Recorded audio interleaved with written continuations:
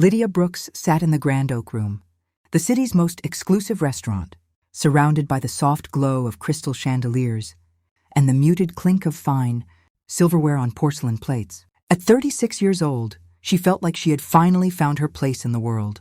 Across from her sat Elias Sterling, her husband of just 2 weeks, a tall, charming man of 40 with lightly graying temples that made him look distinguished and reliable.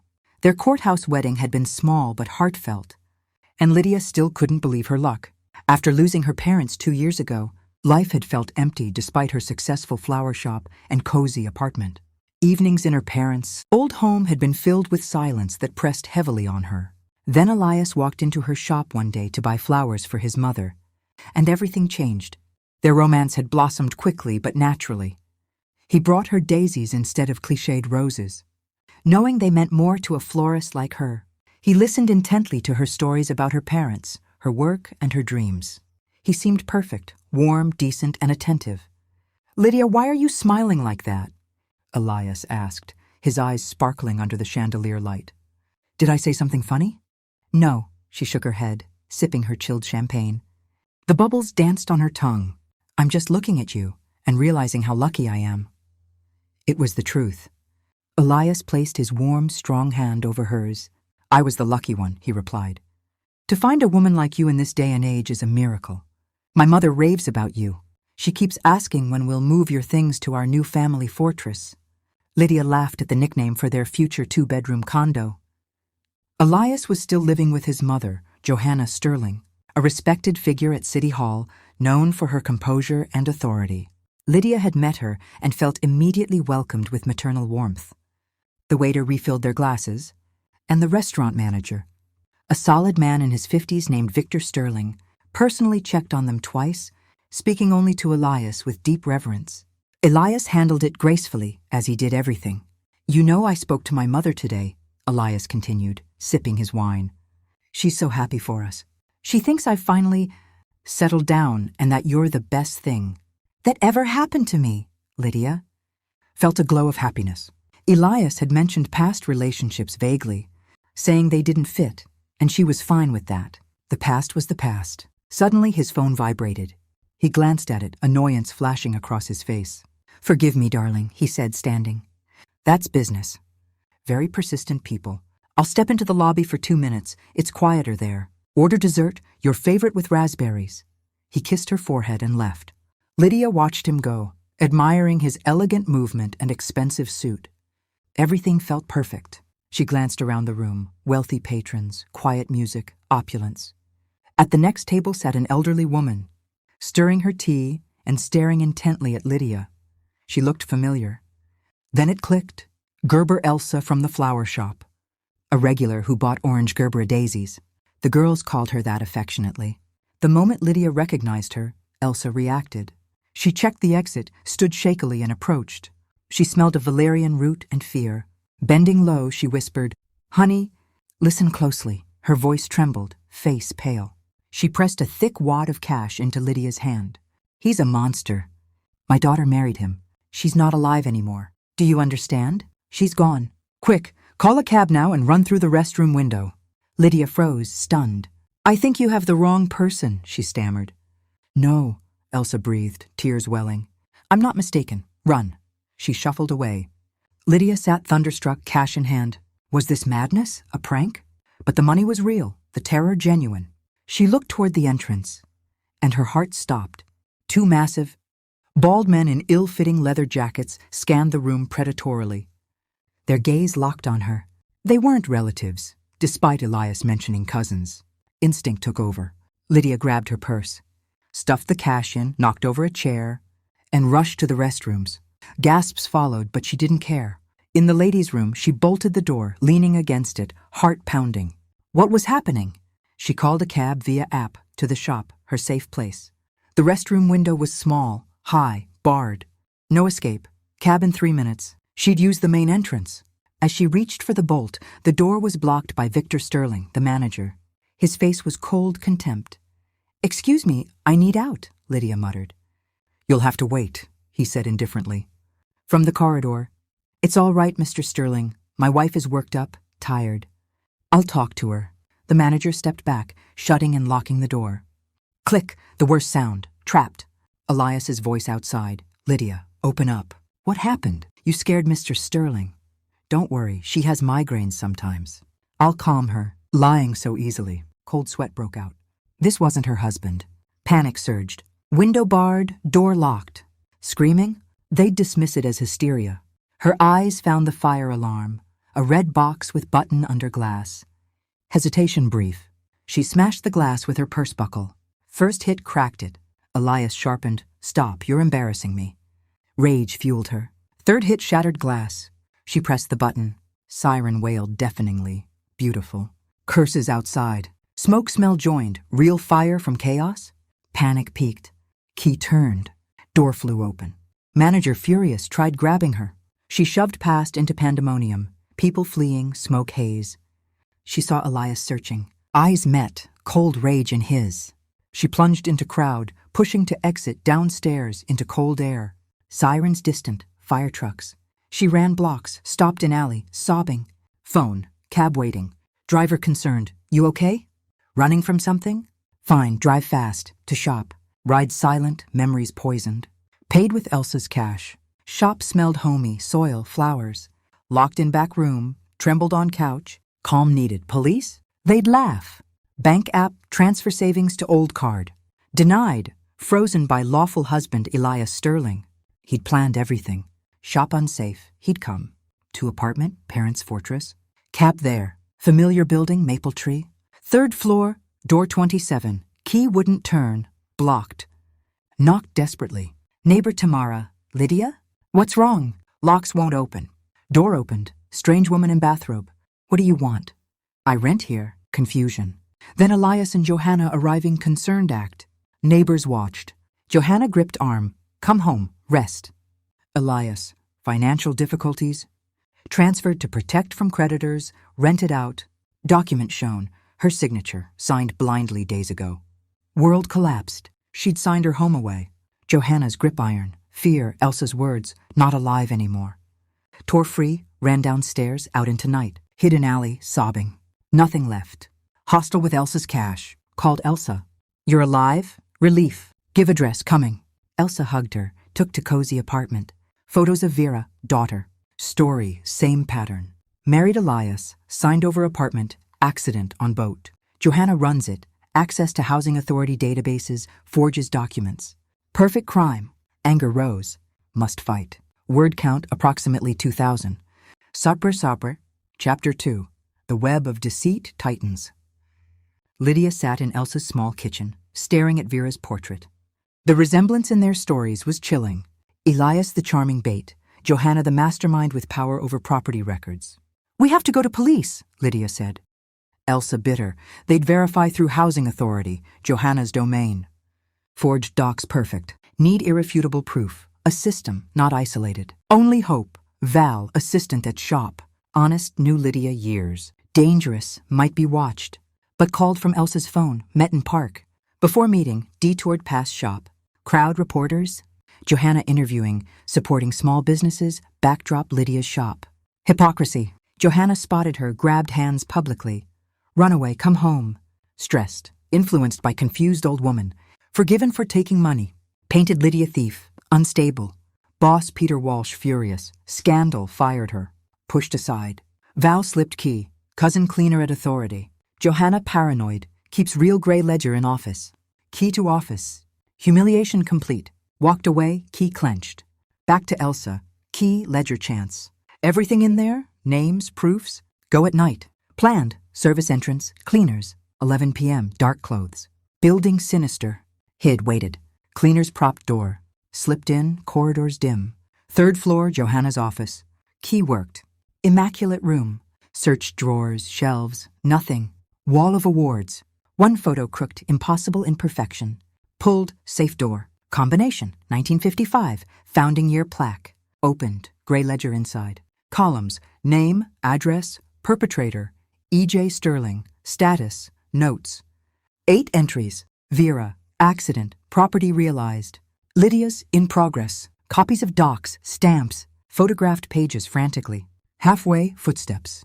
Male, confident. Key turned. Elias entered, with weeping Val, threatened family. Saw open safe ledger. Mask off, furious animal. Lunged for phone. Twisted wrist, grabbed hair. Elsa smashed glass carafe on head. He fell. Run! Grabbed phone, fled past Val.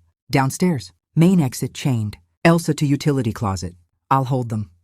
Locked Lydia in from outside. Security grabbed Elsa. She winked. Lydia alone in dark. Phone clutched. Evidence her only weapon. Morning cleaners. Slipped out in rush. Charged phone, printed copies, 5 sets. Called Elsa's nephew. Come with Vera portrait, others if possible. Noon forum, Johanna Award. Approach auditorium. Cars, journalists. Entered disheveled. Usher ignored. Walked aisle to stage. Security blocked. Man stood. Letter. My father in ledger. Delay. Lydia to stage. Microphone. Named herself story. Read entries. Chaos. Families arrived. Portrait Vera. Shouts more victims. Mayor ordered arrest. Handed folder to police. Johanna, Elias cuffed. Over. Lydia walked back to Elsa's apartment in a daze. The cold metal key burning a hole in her pocket. The scene in front of the flower shop replayed. In her mind, like a nightmare she couldn't wake from. Johanna Sterling's fake concern, the cameras flashing. Her boss screaming that she was fired. The whispers of the crowd branding her a thief and a madwoman. And through it all, Val's terrified whisper and the quick slide of the key into her palm. She entered the small apartment without knocking. Elsa was at the kitchen table, a cup of cold tea in front of her. The older woman looked up, saw Lydia's face, and knew immediately that something had gone terribly wrong. What happened? Elsa asked quietly. Lydia dropped into the chair opposite her, opened her fist, and let the key fall onto the oilcloth with a dull clink. Then she told everything. The staged interview, the public accusation of theft, the firing, Val's betrayal and last-second redemption. When she finished, the kitchen was silent except for the ticking of an old wall clock. Elsa picked up the key, turned it over in her wrinkled fingers, and studied it as though it were a live grenade. Gray ledger, she repeated softly. If it really exists, if Johanna keeps the true records in her office, that's everything. Names, dates, addresses, how they did it, how many times. Proof that no one could dismiss as forgery. Lydia nodded. Her voice was hoarse. Val said Johanna is paranoid. She doesn't trust digital records. She keeps the real book locked away, separate from the official files. Then we have to get it, Elsa said. Lydia stared at her. Get it?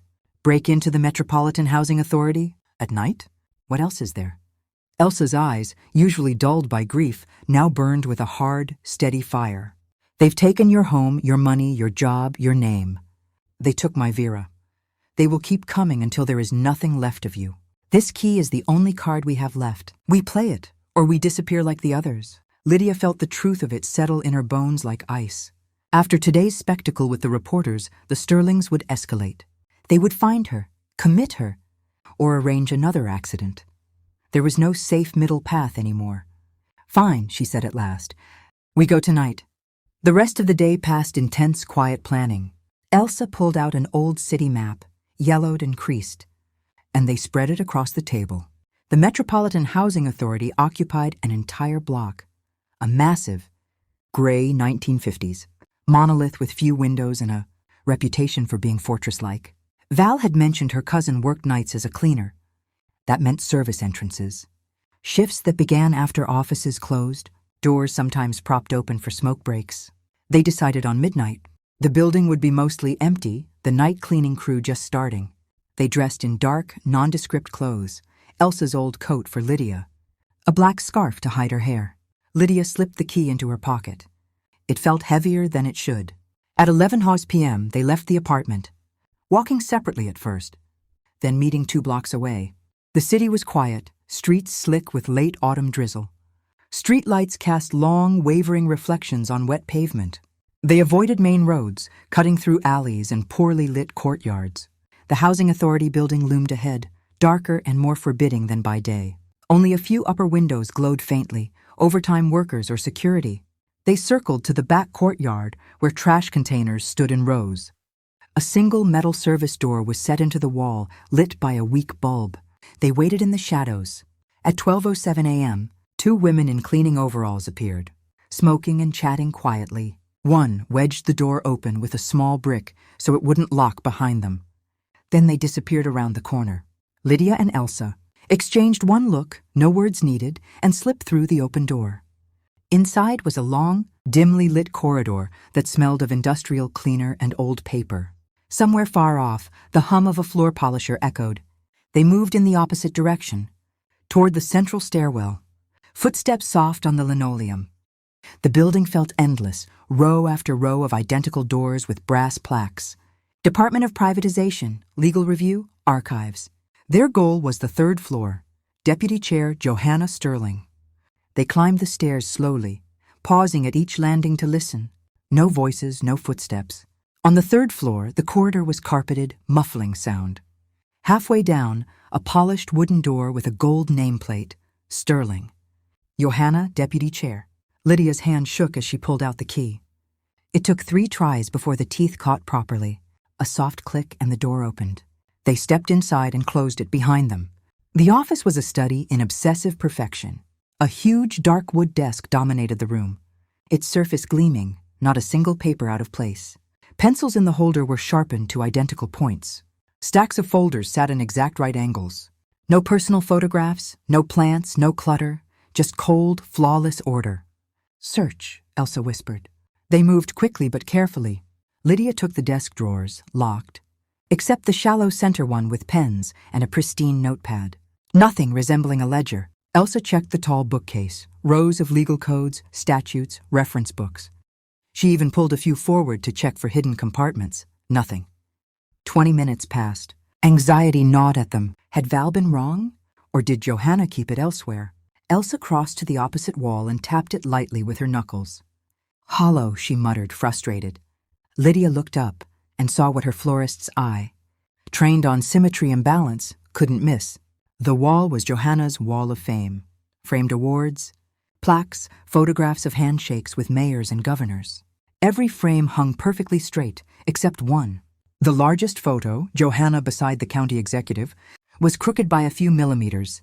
In this room of absolute precision, it was impossible. She walked over, reached up, and instead of straightening it, pulled gently.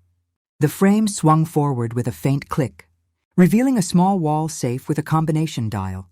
Elsa joined her, breathing fast. "Code?" Lydia scanned the wall. Among the plaques was a heavy bronze one.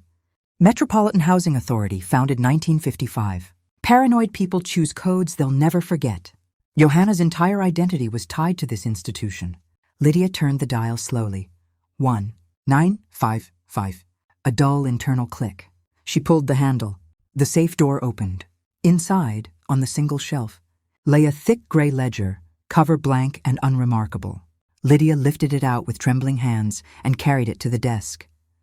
She opened to the first page and her breath caught. Neat columns marched across the pages. Name, property address, perpetrator, status, notes. Every perpetrator entry read, Sterling E.J. There were 8 entries. Number 3, Jones Vera M., small studio, 412 Peace Avenue. Notes, accident, drowning. Property realized. Number 8, Brooks, Lydia A., parents' apartment address. Status in progress. Stamped copies of forged documents were paper-clipped to each page. Wills, sales contracts, death certificates, all, bearing official housing authority seals. And Johanna's signature. This was the confession. The complete anatomy of 8 murders disguised as accidents, overdoses, disappearances. Elsa looked over Lydia's shoulder. When she saw Vera's name and the cold note, a broken sound escaped her. She swayed. Lydia caught her arm. "We have it," Lydia whispered fiercely. "We have everything. They couldn't take the physical book. Its absence would be noticed immediately." Lydia pulled out her phone. Cracked screen and low battery, but the camera still worked. She began photographing each page, front and back, flash off to avoid reflection. Hands shaking, some shots blurred. She deleted and retook. Click, click, click. She was halfway through when both women froze. Footsteps in the corridor, fast, heavy, male. Not a cleaner's shuffle, coming straight for the office. Lydia lunged to return the ledger, but the key was already turning in the lock. The door burst open. Elias stood framed in the doorway, black turtleneck and jeans replacing the polished suit. Behind him, Val, face streaked with tears, lips trembling. "I'm sorry," Val sobbed. "They found out about my cousin. They threatened my kids." Elias shoved her aside. She fell to her knees in the corridor. His gaze swept the room. Open safe, ledger on desk, phone in Lydia's hand. The charming mask shattered completely. Raw hatred twisted his face. "You two old bitches ruined everything," he hissed. He lunged, not at Elsa, but at Lydia, the one holding the evidence. She tried to back away, but he was fast. One hand clamped her wrist, twisting until pain shot up her arm and the phone clattered to the floor. His other hand buried in her hair, yanking her head back. "You'll regret—" He never finished. Elsa, small and frail-looking, exploded into motion. Maternal rage overrode everything.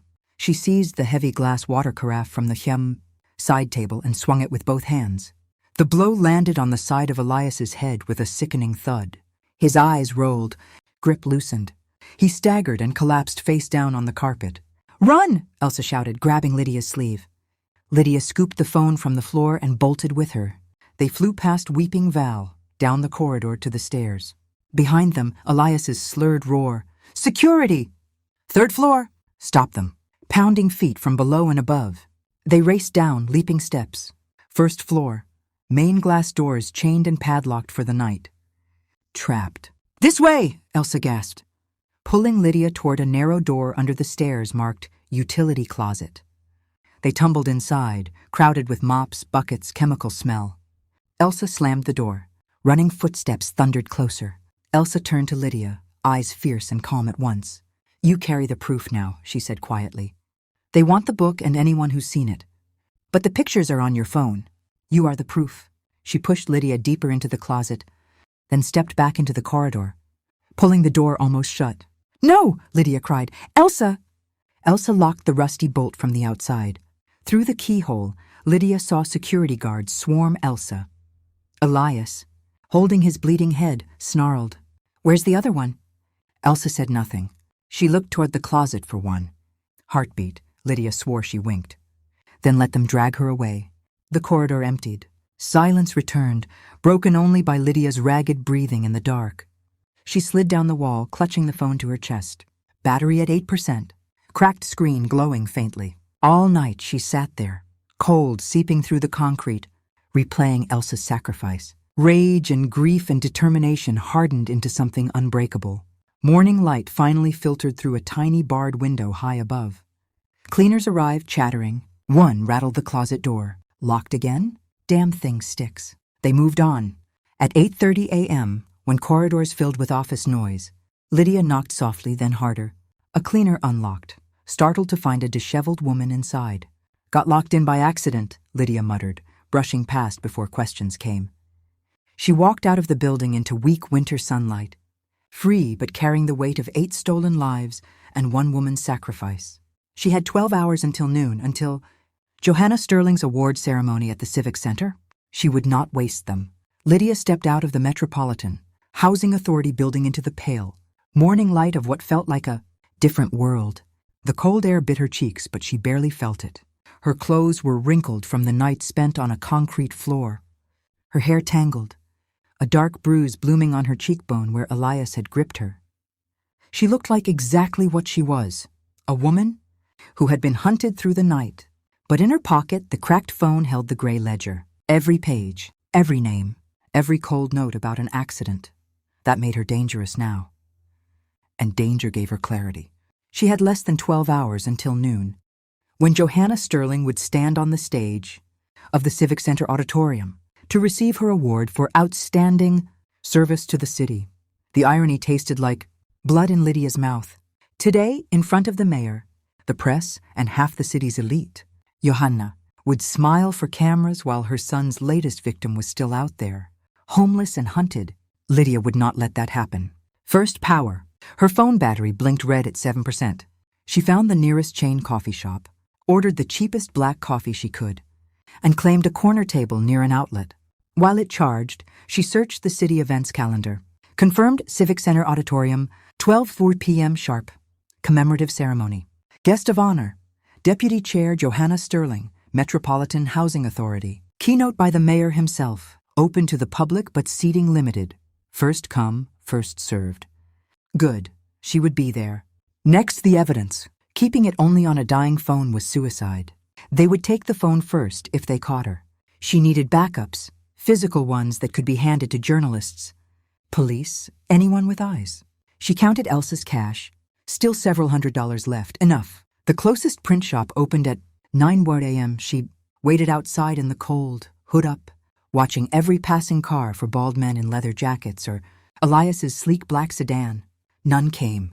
At opening time, she went in. "I need high-quality color prints," she told the bored young clerk. "Large format if you have it, glossy, and 5 full sets." She connected her phone, opened the photo gallery, and selected every image of the ledger, front cover, every page, every attached document. 87 photos in total. The clerk raised an eyebrow at the quantity but said nothing. While the printer whirred, Lydia watched the door. Her nerves were raw, jumping at every chime of the entrance bell. 40 minutes later, she walked out with 5 thick folders, each containing a complete printed replica of the gray ledger. The pages were crisp, the handwriting sharp, the official stamps vivid. No one could call these blurry phone snaps or claim manipulation. They were undeniable.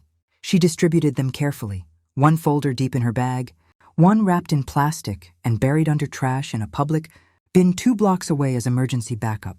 One left in a sealed envelope at the coffee shop counter, addressed to Manager Hold, for police. The other 2 she kept close. Then the call. She used a payphone outside a corner store, old-fashioned but untraceable. From memory, she dialed the number. Elsa had scribbled in her address book before they left for the break-in. A man answered on the 3rd ring, voice thick with sleep. "Hello?" "You don't know me," Lydia said quickly. "My name is Lydia. I'm a friend of Elsa Miller's, your aunt." Silence, then a sharp intake of breath. "I don't have time to explain everything," she continued. "But I know what happened to Vera. I have proof, real proof, of who did it and how. Today at noon, there's a ceremony at the Civic Center Auditorium. Johanna Sterling is getting an award. I will be there.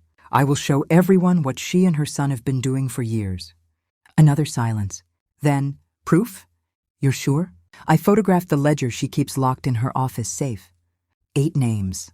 Vera is number 3. Mine was number 8. A low, shaken curse on the other end. "Please," Lydia said. "Come, bring the largest portrait you have of Vera, and if you know any other families, if Elsa ever mentioned anyone else who lost someone after dealing with Elias Sterling, call them. Tell them to come too. Bring whatever they have. Photos, documents, anything. I know at least 2, he said slowly. The Harrisons, the old man who disappeared, and the Wilsons' neighbors. I'll call them. Thank you." She hung up before he could ask more. Now the wait. She moved constantly, bus, to subway to walking, never staying in one. Place long enough to be spotted. She bought a cheap knit hat and scarf from a street vendor to change her silhouette. She ate nothing. Her stomach was knotted too tight. At 10:45 a.m., she began walking toward the Civic Center. The area was already busy. Luxury cars lined the curbs. Television vans with satellite dishes parked along the side streets. Journalists milled outside the main entrance, checking equipment. Uniformed ushers in red vests directed early arrivals. Inside the grand lobby, through glass doors, Lydia could see the auditorium filling. Rows of red velvet seats. An orchestra tuning on stage. Massive floral arrangements flanking the podium. Everything screamed prestige and celebration. She looked like hell. That was good. No one would mistake her for an invited guest. At 11:15, she approached the entrance. A young usher in a red vest stepped forward politely but firmly. "Ma'am, the ceremony is invitation only for the first rows. But there's public seating in the balcony." "I'm not here for a seat," Lydia said quietly. "I'm here to speak." The usher frowned, reaching for his radio. Lydia didn't wait. She slipped past him and pushed through the heavy doors into the auditorium itself. The air inside was warm and scented with expensive perfume. The orchestra played a light classical piece. Hundreds of people chatted in low voices, city council members, business leaders, nonprofit directors. On stage, the presidium table was set with name cards. Center position, Johanna Sterling, in an elegant pearl gray suit, hair perfect, smiling graciously as she greeted arrivals. Elias sat in the front row, bandage hidden under neatly combed hair, scanning the crowd with sharp eyes. Lydia walked straight down the center aisle. Heads turned. Whispers followed her. Disheveled black woman in wrinkled clothes. No coat despite the cold outside. carrying a worn bag clutched tight. She was halfway to the stage when two security guards in dark suits moved to intercept her. "Ma'am, you can't," one began, hand on her arm. That was when the first voice rose from the audience.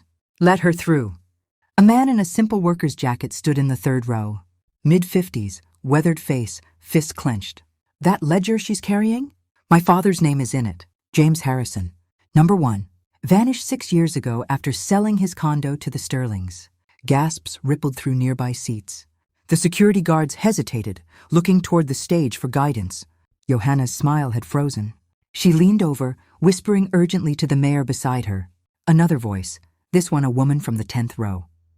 "My brother Michael Baker. Overdose, they said. But he never touched drugs." The guard's grip loosened. Lydia kept walking. She reached the steps to the stage. The master of ceremonies, a nervous young man in a tuxedo, moved to block the microphone. Lydia didn't need permission.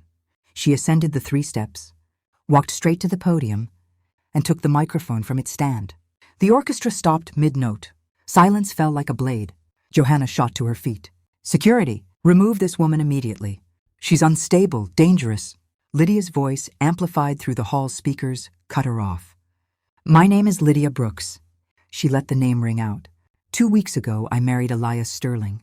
She turned slightly, pointing to the front row where Elias now stood, face twisted with fury. "Yesterday, he and his mother took my home, my savings, my job, and tried to take my life. They have done the same to 7 others before me." She opened the first folder, held up a glossy print so the front rows could see the columns clearly. "This is the gray ledger kept in Johanna Sterling's private office safe. It lists every property they stole, every person they killed to get it." She began to read, slowly, clearly, without emotion. Entry 1, Harrison James, condo Gerda Street. Perpetrator, Sterling, EJ. Status, vanished without trace. Property realized. The mechanic in the worker's jacket nodded grimly. Entry 2, Green Samantha. Studio Peace Avenue.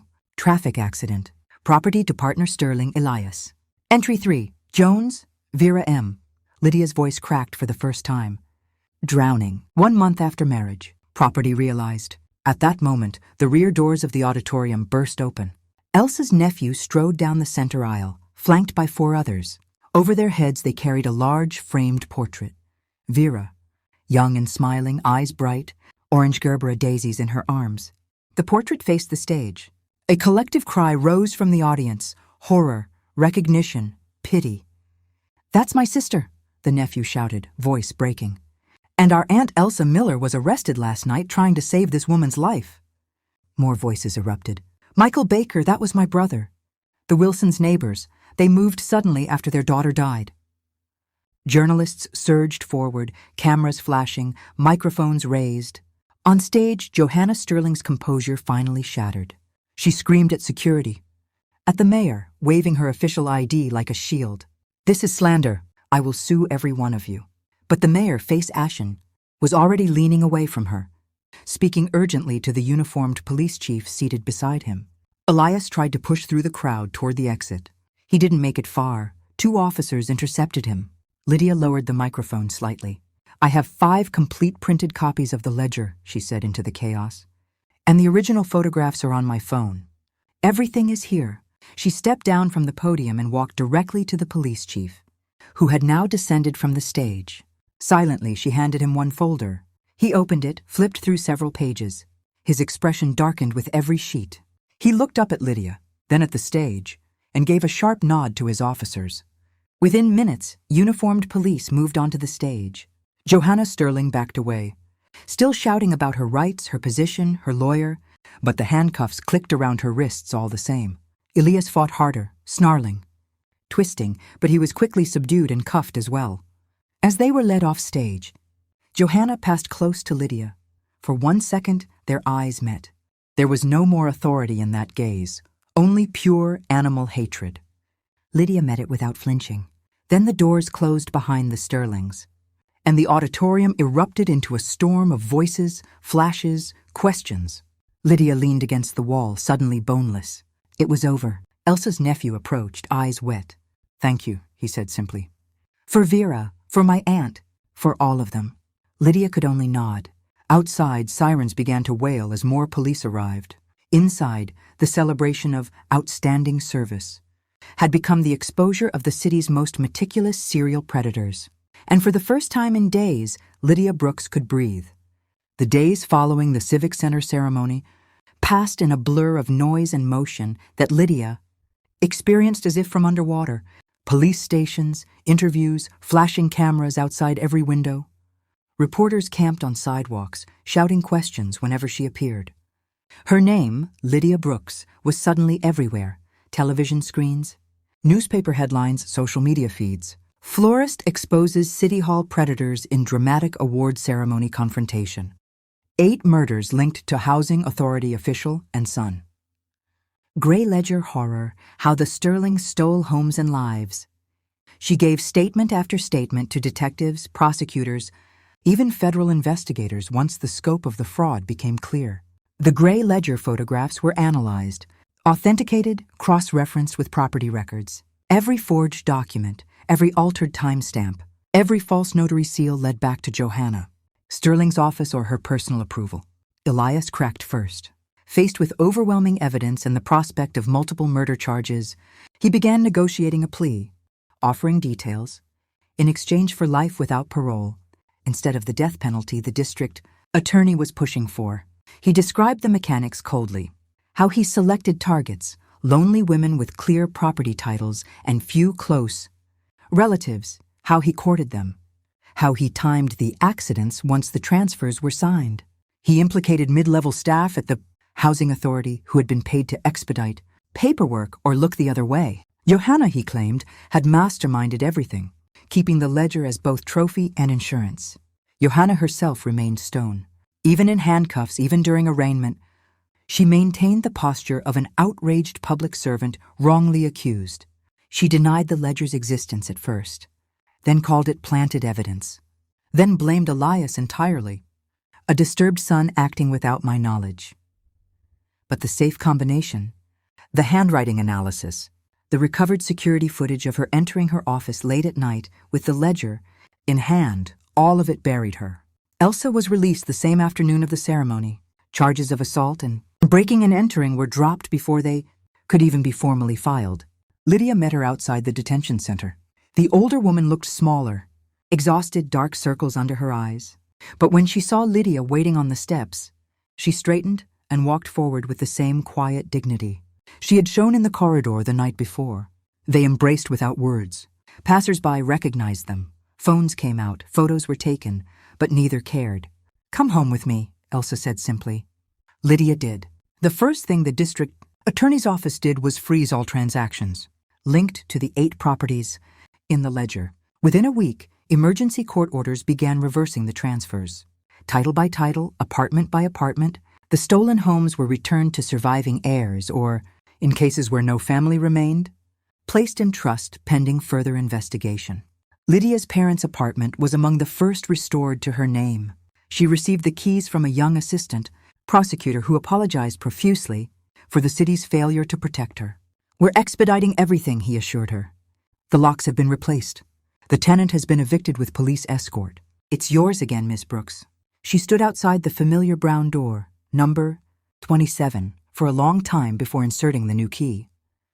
When it turned smoothly and the door swung open, the foreign smells hit her first: fried potatoes, cheap air freshener, cigarette smoke lingering in curtains. The renter had left dishes in the sink, trash overflowing, scuff marks on the hardwood her father had sanded by hand. Lydia closed the door behind her, leaned against it, and cried, not the frantic sobs of terror from nights before, but slow, cleansing tears of grief and relief mixed together. Then she opened every window, letting cold December air sweep through. She tied her hair back, rolled up her sleeves, and began cleaning. She scrubbed floors, washed walls, hauled trash bags to the curb herself. She worked until her muscles ached and her hands were raw, because every stroke of the rag, every bag of garbage removed, reclaimed a little more of what had been hers. When the place was finally empty and echoing again, she went to the flower shop. Peter Walsh, her boss, was waiting at the door when she arrived. He looked older, shoulders slumped, eyes red-rimmed. The scandal had hit his business hard, reporters asking if he'd known, customers canceling orders, Social media accusations flying. Lydia, he said as soon as she stepped onto the sidewalk. I am so sorry. I was cruel. I believed what I saw on the news, what that woman said in front of my shop. I fired you in anger and fear. There's no excuse. She studied him for a long moment. Part of her wanted to walk away forever. But the shop was more than a job. It was the place her parents had encouraged her to build, the place she had poured her heart into long before. Elias ever walked through the door. I'll come back, she said finally. But things will be different. I need flexibility for the trials ahead, and I want Val rehired. She risked everything to help me. Peter nodded immediately. Anything you need. Val was already inside, arranging a delivery of white roses. When she saw Lydia, she dropped the stems and ran to her, tears streaming. They held each other among scattered petals, apologizing and forgiving without needing many words. That evening, Lydia returned to the apartment with armfuls of flowers from the shop, white, lilies for purity, eucalyptus for cleansing, baby's breath for new beginnings. She filled every vase her mother had collected, arranged huge bouquets on the dining table, the kitchen counter, the bedroom dresser. She turned on soft music, her father's old jazz, records, and let the scents and sounds fill the space until it felt like home again. Elsa came over the next day with homemade jam and fresh bread. They sat at the kitchen table, the same table, where Lydia had once happily signed papers for Elias and talked for hours. Not about the nightmare, but about ordinary things. Vera's favorite foods, Lydia's parents' quirky habits, plans for the holidays. Slowly, others began to reach out. James Harrison's son, the mechanic in the WAM worker's jacket, stopped by the flower shop one afternoon with a small potted orchid as thanks. My dad's condo came back to us yesterday, he said, voice rough. First time in years I feel like he can rest. A sister of Samantha Green sent a long letter describing how the family had always suspected foul play in the accident, but had no proof until now. Even strangers wrote, women who had dated Elias briefly and felt uneasy, people who had noticed odd patterns in property transfers over the years. Lydia read every message, answered when she could. She became, without intending it, a quiet point of connection for the survivors and the grieving. Christmas approached. The city was decorated with lights and wreaths, but the scandal still dominated headlines. Johanna and Elias's trial date was set for spring, multiple counts of murder, fraud, conspiracy. The mayor resigned amid questions about how such corruption had gone unnoticed under his administration. The housing authority underwent a full federal audit. On Christmas Eve, Lydia hosted a small gathering in her reclaimed apartment. Elsa arrived first, then Val with her 2 children, then Vera's nephew and his wife. Peter Walsh came with a bottle of good wine and more apologies. A few others joined, family, members of other victims who had found each other through news coverage and support groups that sprang up overnight. They ate simple food, drank hot cider, shared stories not of loss, but of the people they had loved. Photos were passed around, Vera laughing with flowers, James Harrison in his garden, Samantha Green at her college graduation. Laughter mixed with tears, but the tears were healing ones. Late in the evening, Lydia stepped out onto the small balcony. Snow had begun to fall, soft flakes drifting past the streetlights. The maple tree in the courtyard below was bare, but she could already imagine its leaves in spring. Elsa joined her, wrapping a shawl around both their shoulders. You gave us justice, Elsa said quietly. But more than that, you gave us back our stories. We're not just names in a ledger anymore. Lydia shook her head. You gave me the chance to fight. That night in the closet, you saved me. They stood in silence, watching the snow settle. Inside, someone put on music. Val's children giggled as they hung paper snowflakes on Lydia's tiny tree. For the first time since the perfect dinner that had turned into a nightmare, Lydia felt something like peace. The trials would come. There would be more questions, more pain, more days when the memories would rise up and choke her. But the trap had been broken. The ledger was closed. She had her home. She had her life. And now, unexpectedly, she had a new kind of family, forged not by blood, but by survival and truth. As midnight approached and the city quieted under the snow, Lydia whispered into the cold air a promise. To the 8 names she now carried with her. We see you, we remember you, and you are finally free. Spring arrived gently that year, as if the city itself needed time to heal. The scandal that had exploded in December lingered through the winter. Trials, investigations, resignations, but by April, the headlines had moved on to new crises. For Lydia Brooks, however, the season brought something quieter and more profound, the slow, deliberate rebuilding of a life that had nearly been erased. The trials concluded in late March. Johanna Sterling was convicted on 8 counts of murder in the first degree, multiple counts of fraud, conspiracy, and abuse of public office. The judge, voice grave, described her crimes as a betrayal of every value this city claims to uphold. She was sentenced to life without parole. In the courtroom, she sat rigid, face a mask of contempt until the very end. When the verdict was read, she did not look at the families in the gallery. She did not look at Lydia. Elias took the plea deal, life with the possibility of parole. After 40 years, meaning he would die in prison all the same. He showed no remorse, only bitterness that his mother had not protected him better. The last time Lydia saw him was on the courthouse steps, being led away in cuffs, photographers swarming. He glanced back once. There was no charm left in his eyes, only dull hatred. With the convictions came final restitution. The remaining stolen properties were returned to heirs, or where no heirs existed, auctioned with proceeds going to a victim's fund established in the names of the 8.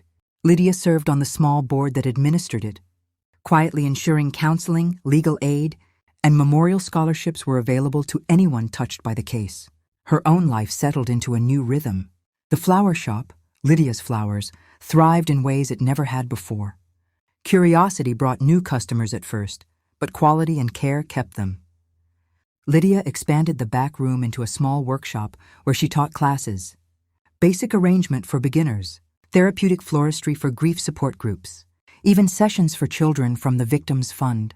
Val became her full partner, handling orders and deliveries with the same quiet dedication she had always shown. Peter Walsh, humbled by events, retired early and signed the shop over to them jointly, calling it the least I can do. Lydia's apartment became a true home again. She repainted the walls soft sage green, her mother's favorite color, and hung new curtains that let in morning light. The vases were always full, daisies on the kitchen table, lilies on the dresser, seasonal blooms everywhere. She no longer flinched at sudden knocks on the door. The locks were strong, the building secure, and more importantly, the fear had ebbed. Elsa moved in across the hall. The building manager, shamed by how easily he had been deceived the night the locks were changed, offered her a vacant unit rent-free for a year. She accepted, and the two women became neighbors in the truest sense, sharing meals, evenings on the balcony, quiet companionship that needed few words. Elsa's apartment filled with photographs again, but now alongside Vera's portraits were new ones.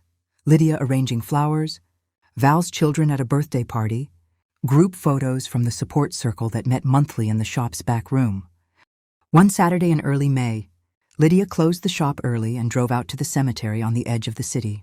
She had not visited her parents' graves since before the wedding. The grounds were lush with spring growth, dogwoods blooming pink and white along the paths. She knelt first at her parents' stone, laying a bouquet of daisies and white roses. "I almost lost everything you gave me," she whispered to the quiet air. "But I got it back. And I learned how strong I am, how strong we all are when we have to be." Then she walked farther, to a newer section where 8 simple markers had been placed in a quiet semicircle, paid for by the Victims Fund. Each bore a name, birth and death dates, and a small engraved flower. Vera's was orange gerbera daisies. Lydia placed a bouquet at each one, different flowers for each person, chosen from what little the families had shared about their loved ones' favorites. For James Harrison, sturdy sunflowers. For Samantha Green, delicate lavender. For Vera, bright orange gerberas tied with a yellow ribbon. She sat on the grass in the center of the semicircle for a long time, sun warm on her face, birds singing overhead. "I kept my promise," she said softly to all of them. "You are seen, you are remembered, and you are free." When she returned home that evening, Elsa was waiting with tea on the balcony. The maple tree in the courtyard had leafed out fully, tender green against the brick. They drank in comfortable silence, watching the sky shift from gold to rose to deep blue.